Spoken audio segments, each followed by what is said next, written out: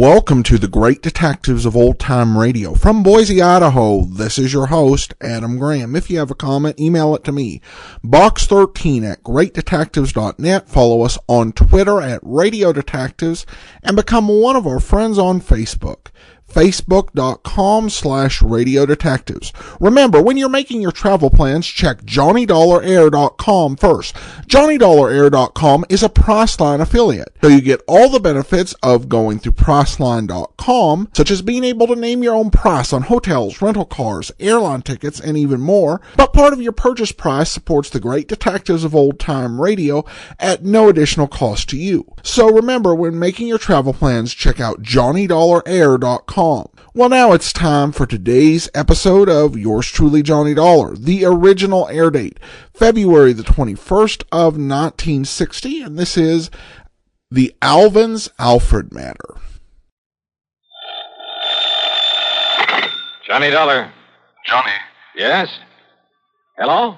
George Reed, Floyd's of England. Oh, what's the matter, George? You sound a bit down in the mouth. I am. What's up?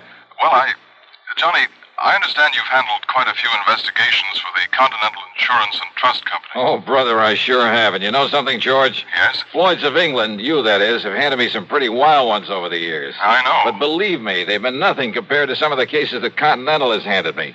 And you know why, George? Why, Johnny? Because of just one client of theirs. Well, He's a wealthy old screwball by the name of Alvin Cartwright.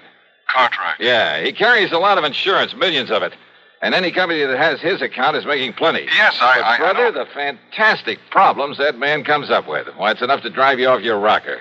I mean, I'm always the goat. Yeah, I handled one crazy investigation for him only 3 or 4 weeks ago. So I understand. They told Continental that if they sent somebody else around, he'd leave them flat. Johnny. Actually, I suppose I shouldn't complain. Some of the biggest fees I've ever got have come out of his pocket. And you know something? Yes, Johnny? In spite of all his wackiness and these silly problems he hands me, well, over the years, I've really gotten to love the old character. And I mean, aside from those fancy fees I mentioned. Good. Yeah, I'm glad I think I'd do almost anything, within reason, that is, if it were necessary to help out Alvin Cartwright. Anything? Sure, anything. Thank heaven for that. But now you said you have troubles, George. I have. So I'm sorry I chewed your ear off about someone that Floyd's of England doesn't have to worry about, so... Don't we, Johnny? Huh? Well, of course not, because as long as he keeps his insurance with Continental... Unless... George. Unless... what, Johnny? Well, I mean, if he were to change companies for some... Oh, now, wait. Yes? George. I'm still here. Just who is your problem? I'm afraid you've guessed it. Oh, no. Yes, Johnny. Alvin Cartwright.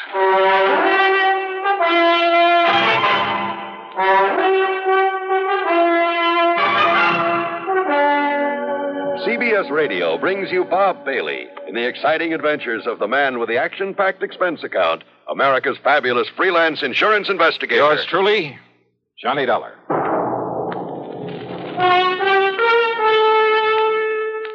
Pepsi-Cola refreshes without filling. Why? Because it's truly light. Charlie, you're forgetting something. Wait, Kay, there's more. Yes, ice-cold Pepsi is the delicious refreshment that goes great at a picnic or a party. But, Charlie... And Pepsi goes fast. People like it, so keep plenty handy.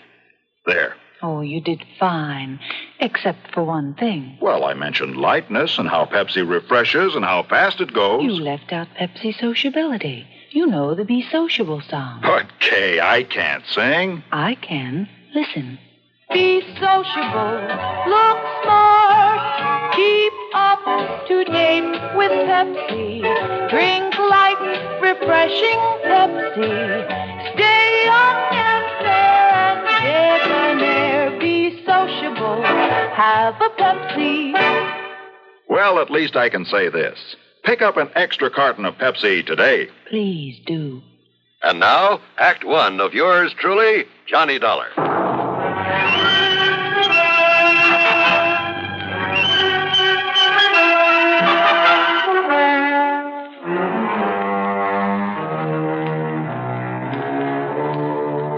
Expense account submitted by Special Investigator Johnny Dollar to Floyd's of England, North American Office, Hartford, Connecticut. Following is an account of expenses incurred during my investigation of the Alvin's Alfred matter.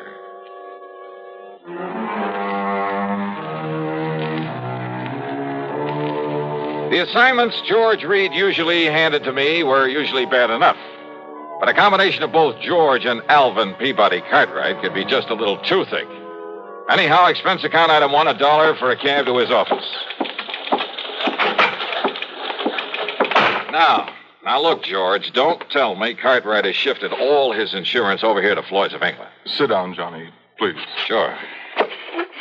Well? Yes, he has. Then, baby... As a matter of fact, after months of effort and expense, I managed to sell him on our company myself. Oh, brother. But if you have any idea of the amount of his annual premiums, well, Johnny, it's a real feather in my cap. But don't you realize what you've got yourself in for? I'm afraid I'm beginning to.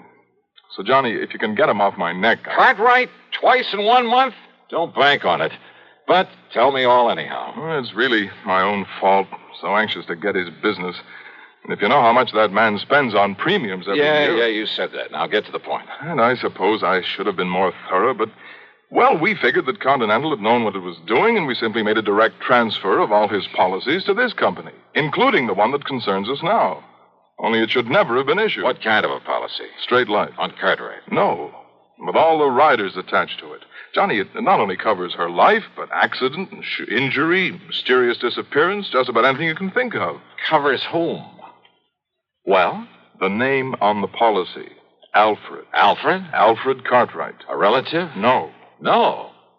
But if his last name No, is... Johnny, according to this policy, Alfred is a ward of Alvin Peabody Cartwright. That's funny. I never knew that Cartwright had a... Well, what's the difference? What's happened to this Alfred? According to Mr. Cartwright, it was an abduction. Oh, a kidnapping, huh? No, not exactly. Well, what do you mean? If he was abducted, that means he was... Wait a minute. Yes? A minute ago, you started talking about the insurance policy on her. That's right. And then you started talking about Alfred. Alfred is a she. Is a what? Well, what do you mean about an abduction of her, it not being a kidnapping? Oh, I said not exactly. But Alfred was abducted. Yes. Oh, look, would you start making some sense about this? I wish I could. And if this sort of thing is typical of Cartwright... Come on, George. If Alfred was abducted but wasn't kidnapped, well, okay, what happened? Well, you see, Johnny, Alfred... A female. A female. Well? Alfred happens to be a dog. Okay, so what's the difference? If she's been abducted, she's... A dog? Yes. Oh, no.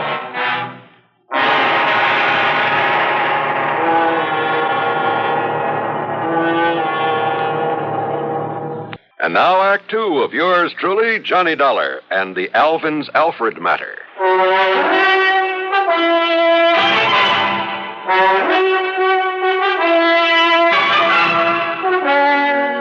George, life, accident, injury, mysterious disappearance, all that insurance on a dog? Yes, Johnny. A female dog? Yes. By the name of Alfred? Yes. A pet of that lovable old crackpot, Alvin Peabody Cartwright? His ward, Johnny. At least that's the way it reads on the policy, and that's why we thought nothing of it when the policy was transferred to us from Continental Insurance and Trust. Oh, brother. But why Continental ever wrote such a policy in the beginning? Oh, that part's easy, George. But the premium's only a drop in the bucket. I mean, compared to that on the rest of Cartwright's insurance. Now, listen.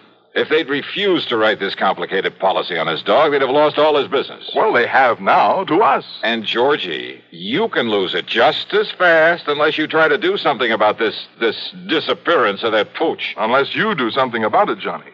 You've got to find Alfred and return her to him. So will you drive on over to Lakewood and talk to Mr. Cartwright, see what you can do? So help me, George. And, Johnny, I promise we'll not question a single item on your expense account, no matter what it is. Oh? As for a nice big extra fee, well, you name it. Well, will you do it? Okay, George, on one condition. Yes? That you keep this thing under your hat. I mean, after all, if the word ever got out that Johnny Dollar was chasing around the countryside looking for a dog napper... Johnny, I promise. I cross my heart and hope to die. What a business. With no limit on the expense account, I should have hired a Rolls, complete with liveried chauffeur. But instead, item 2 was $4.20 for a tank full of gas for my own car. Within the hour, I was pounding on the front door of the Cartwright home over in Lakewood.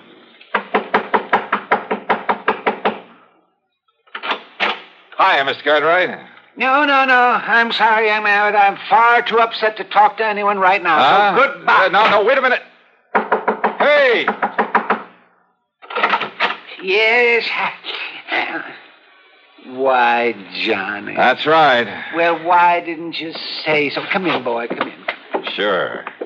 Well, sir, how are you? Yes, come in and commiserate with me in my hour of bereavement. How anybody could be so wicked as to take Alfred, my pride and joy, away from me. But somebody did. And, Johnny, you must find her and must bring the culprit to justice. Spare no effort, spare no expense, but come on, Johnny. Well, have you any idea, Mr. Cartwright, who might have walked off with the pooch? Pooch? Oh, Johnny, how can you use such a term? Alfred was almost like a child to me. Dear little thing. Oh, yeah, I'm sure. But you haven't answered my question. Do I know who committed this dastardly deed? Yes. Of course I do. Oh, sir. Come on, Johnny. I'll show you Alfred's picture so you'll know her when you see her. All right. But now, why send for me, Mr. Cartwright? What? Well, I mean, if you know who did this. I certainly do. And, Johnny, he must be made to pay the penalty for this nefarious deed. Now, look. Here's dear little Alfred's room. Huh? Well, do you like it? Isn't it nice? I could hardly believe my eyes. It was more like the playroom for some much too wealthy child. Why, he must have spent thousands on it. On the soft, thick, wall-to-wall carpeting, all the furnishings, including a bed in the corner with a foam rubber mattress. There was a growing tree in the middle of the floor and a half-dozen miniature fire plugs scattered about. There were rubber bones and balls and toys of all sorts and sizes Toys. In addition to everything a dog could possibly play with, there was a big table with a scale model electric train, an erector set, a microscope, a lot of other science toys, including a working model of a... Huh? Isn't it nice, Johnny? Oh, no. Look, Mr. Cartwright. Yes? Don't tell me the dog played with these things. What thing? Will this toy seismograph or... Toy? What are you talking about? That really works. See? See how the recording needle gave a jump on the roll of tape on it? It runs for a week. Keeps perfect time. Oh, well, sure. So the dog could tell when there's been an earthquake somewhere. Is that it? Well, no. I may as well admit, Johnny, that some of these things are mine. Yours? Yes. When I was a child, the only toys I had were the ones my poor mother could make with her own hands. And I always said that if I ever had the money, I'd make up for it. That I'd have all the things I couldn't have then. So maybe I'm just a silly old man, second childhood, that sort of thing. But I said I'd have them, and now I have. I see. Did you ever have a nice electric train when you were a youngster? Well, no. My folks couldn't afford it. Yes, but I bet you wanted one, didn't you? Oh, sure I did. Doesn't every... Yes, and after you'd grown up, I bet you spent as much time looking at them in store windows as any kid. All the time wishing you dared to buy one. Just to have it. You think it's all a joke, Johnny? Joke, Mr. Cartwright? About the man who buys his son a train for Christmas and then, plays with it all Christmas morning? Yeah, maybe you got a point there. Of course I have. And that's the trouble with growing up. People get so proud or stuffy or something that they won't unbend. They won't let their hair down and enjoy some of the simple little things that they'd really like to do. They're so afraid that somebody might laugh at them. I'm not laughing, Mr. Cartwright. And that's why I like you, Johnny, because you've sense enough to realize that, maybe an eccentric old character like me isn't so eccentric after all. He's just become smart enough to get rid of a lot of nonsensical inhibition. Yeah, you have got a point there. Maybe you can understand why this same old man is so upset about losing a wonderful companion, his dog. She was such a dear. I looked all over before I found her and bought her and brought her here. Her, Mr. Cartwright. That's right. Then why did you name her Alfred? Well, to be honest about it, Johnny, I'd really hoped for a boy. Yeah. Yes. Now, you say you know who who dog-napped her? Clarence. Clarence? Clarence Brixton. A stupid day servant I fired yesterday. He was the only one that could have done it. Who would have done it? When did this happen? Last night, between 7 and 8. I'd gone over to visit the widow Parkins. Oh, a bit of romance in your life, Mr. Cartwright? Oh, Johnny, how can you say it? Well, she is very nice. There was nobody here but little Alfred. I'd even locked her in. Oh, what about the house? Was it locked? Of course it was. But Clarence still had his key to it.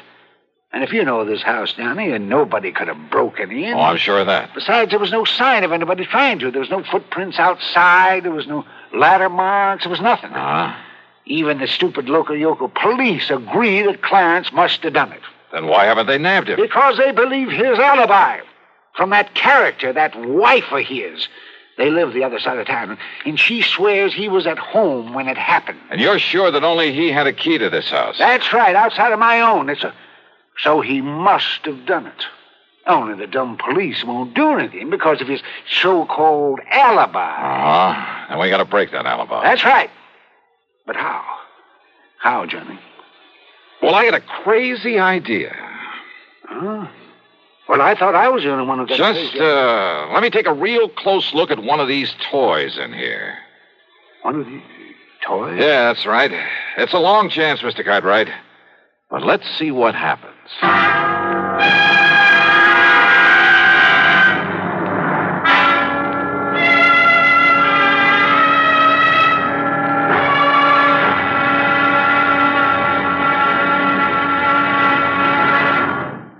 Act 3 of yours truly, Johnny Dollar, in a moment. Welcome, recording star Mel Torme. It's terrible trying to sing with a bad cold.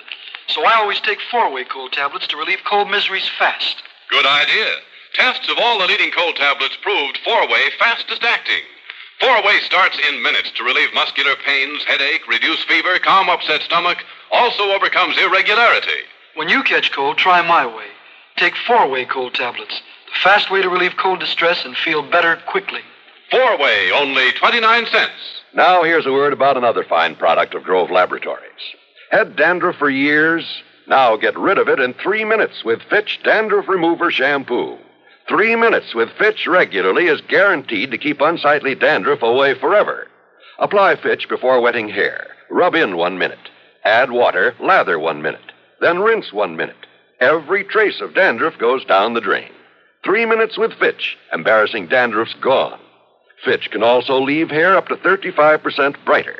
Get Fitch Dandruff Remover Shampoo today. And now, Act 3 of yours truly, Johnny Dollar.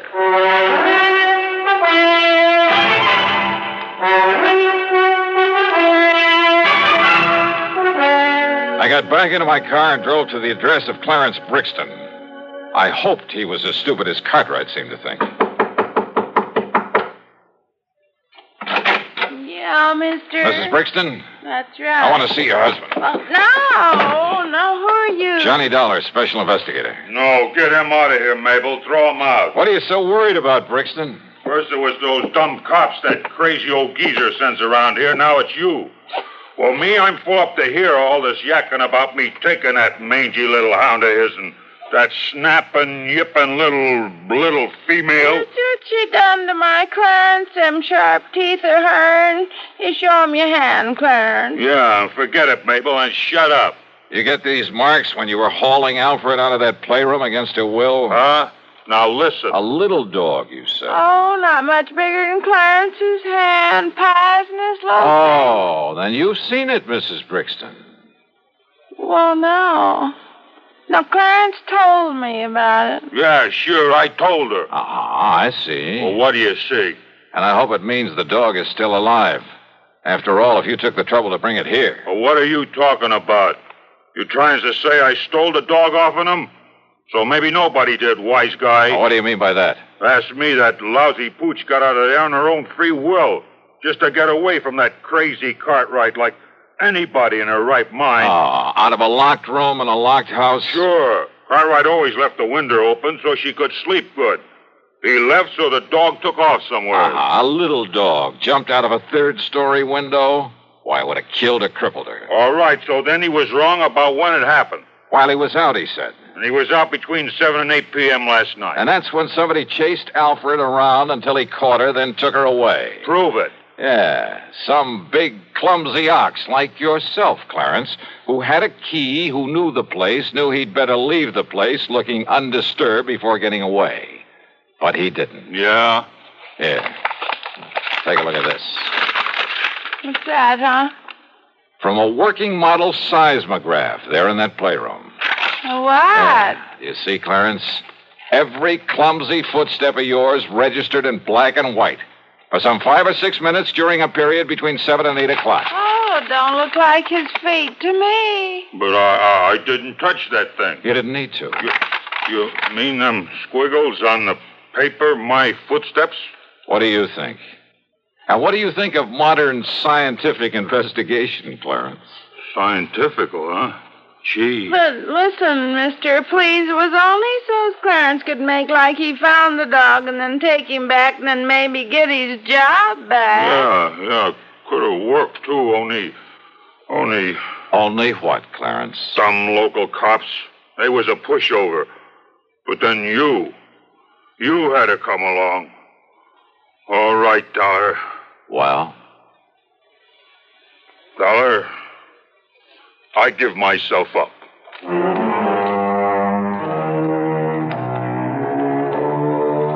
Oh, sure. Modern scientific investigation. But he fell for it. And Mabel brought the dog up from the cellar, and she was kind of a mangy little pooch. The dog, I mean. But she meant the difference between keeping or losing Cartwright's insurance account. Which reminds me, you can forget the expense account. Cartwright did well by me, as usual. And he'll probably break down and take Clarence back. Oh, well. Yours truly, Johnny Dollar.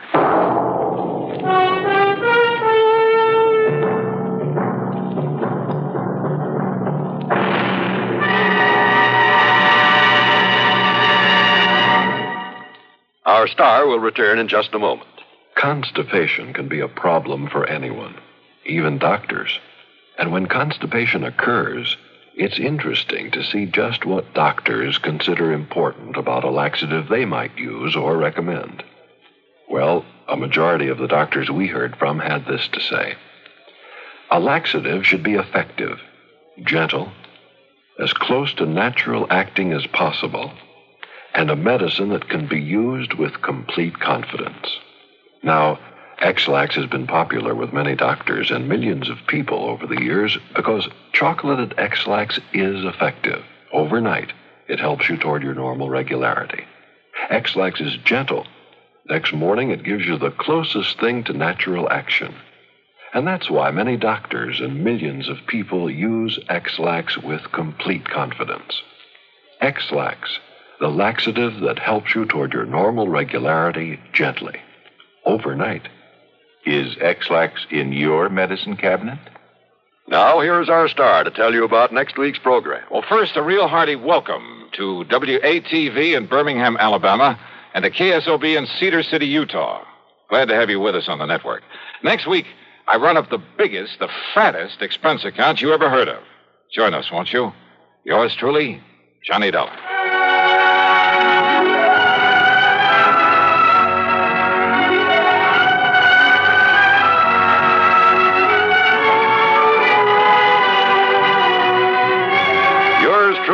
Johnny Dollar, starring Bob Bailey, originates in Hollywood and is written, produced, and directed by Jack Johnstone. Heard in our cast were Virginia Gregg, G. Stanley Jones, Howard McNear, and Frank Gersten. Be sure to join us next week, same time and station, for another exciting story of yours truly, Johnny Dollar.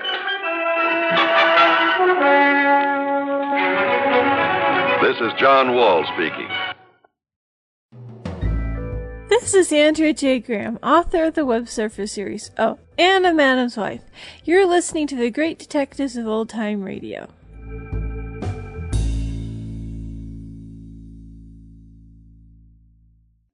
Welcome back. Well, as always, I think the highlight of this episode is just the interaction between Johnny and Alvin. And, most of the time, Alvin Cartwright does seem to be just a little bit out there. But then he has this, reflective moment, and it gives the character some depth rather than just being a generic, eccentric old man.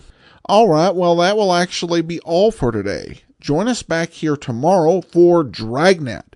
Next Friday, it'll be another episode of yours truly, Johnny Dollar. And remember, coming next Tuesday, it's Inspector Thorne joining the great detectives of old time radio. In the meantime, send your comments to box13@greatdetectives.net. Follow us on Twitter @Radio Detectives and become one of our friends on Facebook.